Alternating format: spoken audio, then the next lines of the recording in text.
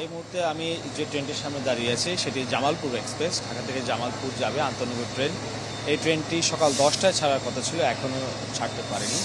এটি বিলম্বে এসছে এবং বিলম্বে ছেড়ে যাচ্ছে। যারা ঈদের আগে ভোগান্তিহীন যাত্রা নিশ্চিত করতে টিকিট যুদ্ধ শেষে ঘরে ফেরার পালা, এবার এসে এই বেশ কয়েকটি রুটের যাত্রীরা ভোগান্তিতে পড়তে হয়েছে।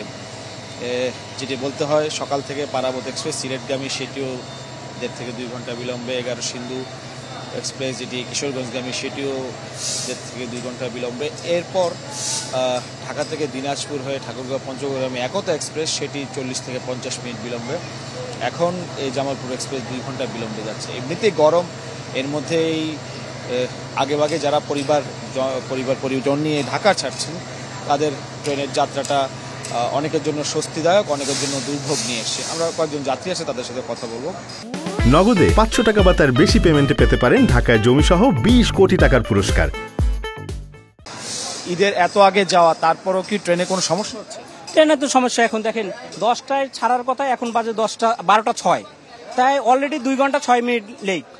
এই যে মানুষ দেখেন, বাচ্চা কত ছোট ছোট বাচ্চা দেখেন, ঘাইমা কি অবস্থা।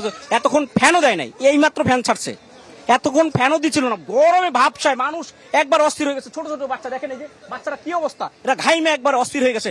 মহিলারা মানে দেখেন আপনি অন্যান্য বগিগুলো কি অবস্থা হয়ে গেছে, এটা তো ঠিক না। এই যে অবস্থাটা, আমরা যাব 2 ঘন্টার ওভার হয়ে গেছে, 2 ঘন্টা 6 মিনিট অলরেডি লেট। এখন কখন ছাড়বে এটা বলা যায় না। ট্রেন কর্তৃপক্ষ কি বলছে, কেন ট্রেন? ওনারা তো ওনাদের কাছে জিজ্ঞেস করলেন, ওনারা কোনো এটার সদুত্তর দিচ্ছে না। ওনারা এটার কোনো কিছুই আমাদের সঠিক একটা কোনো জবাব দিচ্ছে না। ওনারা ওনাদের মতন থাকে। যেমনটি শুনছিলেন, যাত্রীরা যেটি বলছেন যে তাদের যে বিলম্ব যাত্রা সেই বিষয়ে তারা নিশ্চিত নয় আসলে কি কারণে। ট্রেন কর্তৃপক্ষ তাদের কিছুই জানা নেই, তবে স্বস্তির যাত্রায় বেশ কয়েকটি রুটে বিলম্ব হয়, তাদের জন্য বাড়তি দুর্ভোগ নেমে এসছে।